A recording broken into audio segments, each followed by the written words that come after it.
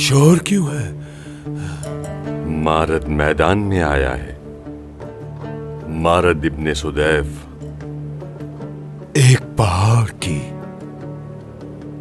मानिंद है ये शख्स। वो फकत अब्बास से जंग करने के लिए आया है। फकत उन दो की लड़ाई है।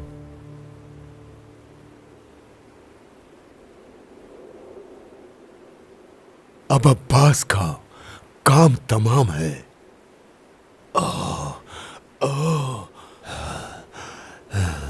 अरब में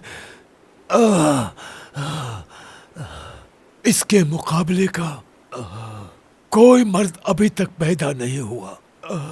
इस जैसे 70 भी आ जाएं फिर भी अब्बास का मुकाबला कभी नहीं कर पाएंगे।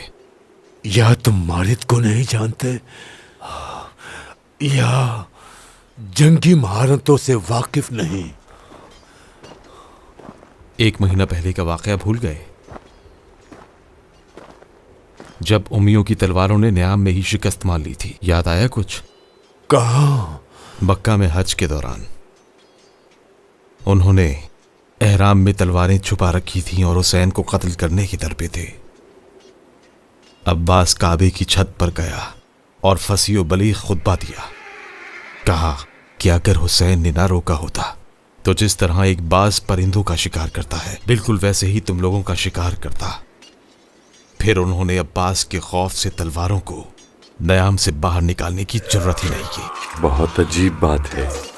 अली के बेटे ने मारद को जमीन पर गिरा दिया। मारद मजबूर होकर अपने लश्कर से मदद तलब कर रहा है। लानत हो इन पर। हमारे जंगजू मर्दों को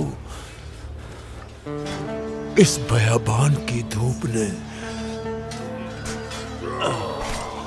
बुज़दिल बना दिया। मारद का काम तमाम हो गया।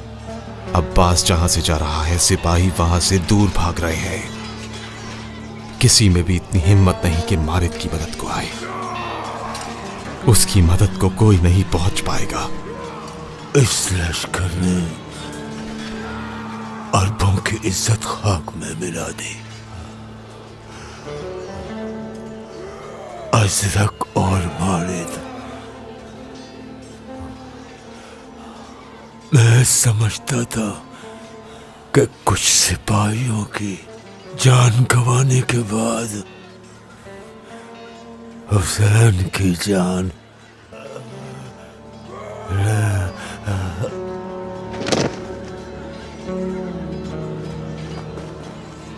अब्बास मारिद का घोड़ा ले गया।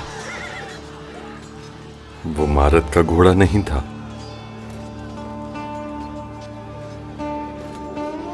वो घोड़ा हसन इब्ने अली का था। मारद बिन सुदैफ बहुत फख्र किया करता था कि जंगे जमल के फातेह का घोड़ा वो अपने साथ चुरा कर ले आया है। शायद ये घोड़ा चाहता था खुद को अब्बास तक ले जाए, वरना मारिद में अब्बास से मुकाबले की जुर्रत हरगिज नहीं थी।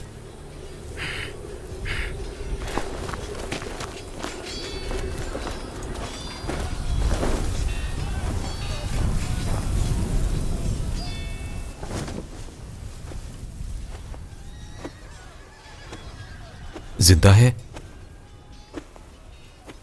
मौत नजदीक लग रही है। मरा नहीं है। कहो जहन्नम दूर नहीं है। ये लड़ाई गुरूब आफ्ताब तक नहीं जाएगी। जानता हूं।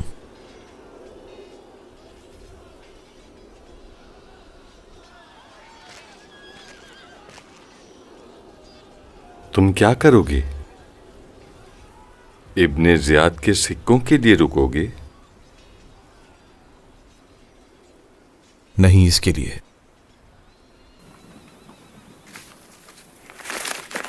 क्या लिखा है कातिब आजम ने तुम्हारे लिए? सिर्फ मेरे लिए नहीं, तारीख के लिए है। तारीख का अहम बाब है। वो राज है जो अगर फाश हो जाए तो बहुत से चेहरे बेनकाब हो जाएंगे। इसके बारे में मुझे इल्म नहीं था। मेरे पांव की जंजीर बन गया है, जैसे मेरे जख्मों पर नमक छिड़क दिया हो।